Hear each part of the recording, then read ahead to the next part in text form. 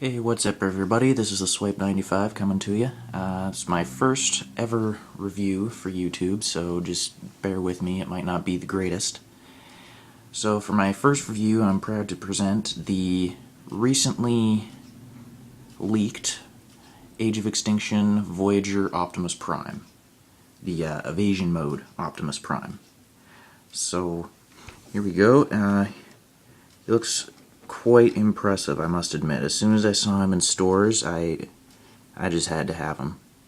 This is probably going to be my quintessential Optimus for everything. So let's start with the packaging. So here we have the new Age of Extinction packaging. You got Transformers on the side, you got the logo for the movie, Evasion Mode Optimus. Nice, very nice piece of artwork. Hopefully this actually is how he looks in the movie, because I would be quite impressed. It'd be a nice mix between movie and, well, the original trilogy and a new version. And on the side, his here, I'll just move the figure out of the way for a second. His artwork carries over, says Transformers, and these are Generations figures. It's a separate, like a subline of Generations. Obviously you could tell it's a Voyager class. On the back you have your obligatory product shot. There's his vehicle mode, which looks quite nice as well. Obviously not as rusty as he apparently will be in the movie. Very standard shot for the robot mode, as well as here, I'll just rotate my tripod up. Oop. Get a nice shot of the bio. It says Optimus Prime and the Autobots are faced with a new kind of war. Alliances that once were strong now stand in doubt. Optimus Prime adapts, redesigning his alternate mode so he can move unrecognized. So, nice short bio, just basically explains all the crap that's going to go on leading up to Age of Extinction. So, we also have a shot here of the Voyager Grimlock, which I also saw in stores. It looks quite good too. At some point I'll pick them up, but probably when the toys are officially released on May 1st. And on the other side, it's just plain white with a blazing Autobot logo. So that's it for the packaging. I'll just put that off to the side and bring the figure back in. So yeah, this is Optimus. So here we'll take a good look at the head sculpt. Sorry for the quality on my camera, I'm just using my iPod here, but fairly nice. And one I might not get picked up on the camera, oh, there we go, kinda, is the piece that his head is on is actually recessed so that when his head is hinged up on the ball joint, it actually looks like there's parts coming down for what is his neck. So that was a pretty cool little feature that I wasn't really expecting. And as you might be able to tell, he doesn't have the battle mask, it's just the plain faceplate. Here. Of course, cool details for the chest. He's got the wheels on his hips, all the way down to the legs, and the oddly all-blue lower legs. Don't know why they went with that, but Hasbro has their reasons. And now on to the... oh, sorry. And his back is pretty unnoticeable, kind of gappy, but that's the way it all goes. And you can definitely see some car parts like hanging off the back of his arms, and a little trailer hitch or whatever behind there. So we'll go on to Articulation now. So his head, like I said, is on a ball joint. You can look up pretty high. I'd say that's about a 45-degree angle. He has enough range he could, if you get it past a piece that is sticking out for his neck, he can get a full 360, well, probably about 180, because these faux smokestacks get in the way a little bit, but that's still more than I think he needs. So let's see, waist is articulated. That's something I haven't seen in a while. Last time I think I saw it was with the Beast Hunters Voyager, which we'll do a comparison with in a second. His shoulders, they're on a straight swivel, can do 360. Clearly there's no hindrance there. And it doesn't look like it, but his shoulders actually hinge out on a very slight ratchet joint. You can just faintly feel it move when you hinge the arm out. He has the bicep swivel right above the elbow, and then a very weird elbow. It looks like the joint should be up here, or where this pin is, but yeah, it's on the pin. So you'll always have his arm being like this if you keep it completely straight. Now, a lot of people haven't noticed this because it's really tight on this figure, but his hands they actually are on wrist swivels. They're just extremely tight. The only way I've figured out how to change that, how to orient them so that the palm is facing out and he doesn't have the curling iron arms, is to take his gun, which I'll also show off, but is to take his gun and just get leverage with that to rotate it. Otherwise, you're gonna have one hell of a time. So moving on down to the legs, his hips move forward and back on a swivel. They have again a faux, not a fake ratchet, but a very faint ratchet joint in the hips to go out. The tires actually are on their own separate piece, so when you hinge legs out like here, you can get his legs completely out like that, and the wheels haven't really touched his sides yet. Put that back. He has very tight thigh swivels. That's definitely something to be careful of. Don't need those snapping on you. The little plates, his knee guards, I guess, those are hinged pretty well.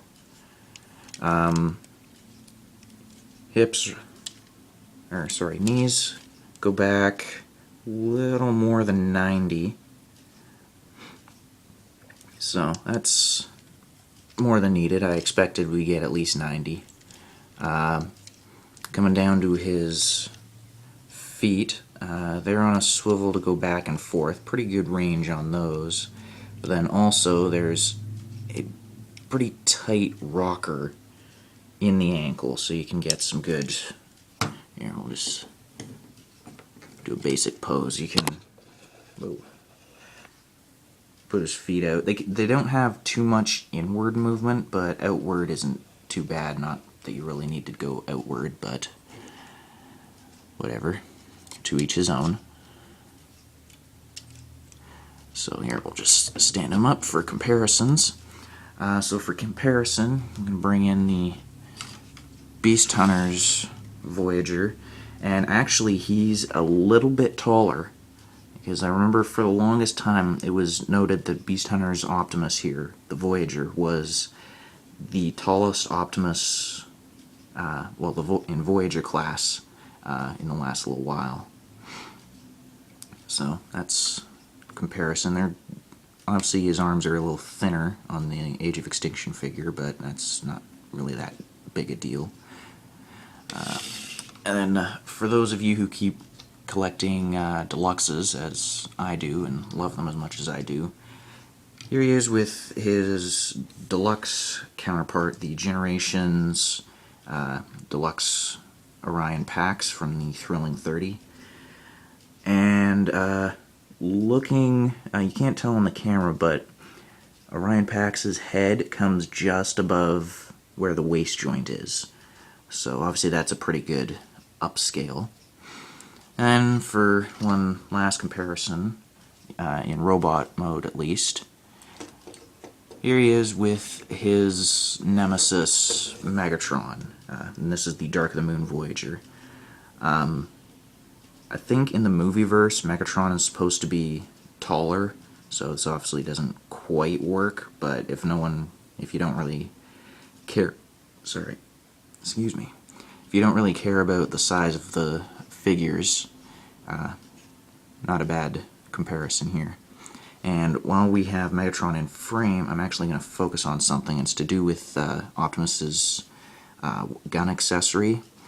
Here, let's just put Optimus off to the side here, Megatron to the back. So Optimus's gun, I don't know exactly what it's supposed to be based off of. I mean, it looks like it might probably be a shotgun. There is a missile in it, and I'm just gonna... there. So it's spring-loaded, and it has a good bit of force to it, but... oh, here. Sorry. Again, first time reviewing, so bear with me. But, gun plugs in his hand. He can aim and all that, and it looks weird, very weird holding it. It's not so bad when you have the wrists rotated, because then he can kind of curl his arm in. That's not too bad, but this way it doesn't really work. But one feature that many people I know have questioned and don't know why it's there, but on this actual handle there's a peg on each side you could see in the light. And bringing in Megatron here, it's actually meant to fit in his hand, because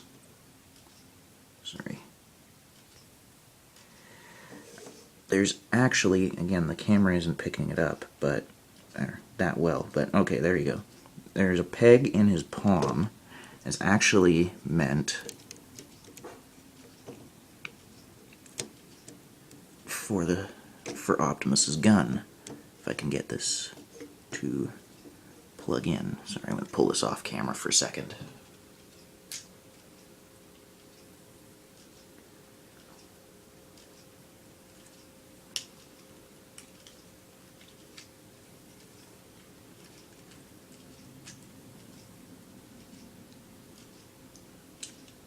Okay, there. Couldn't fit it in his right hand, but he can in the left.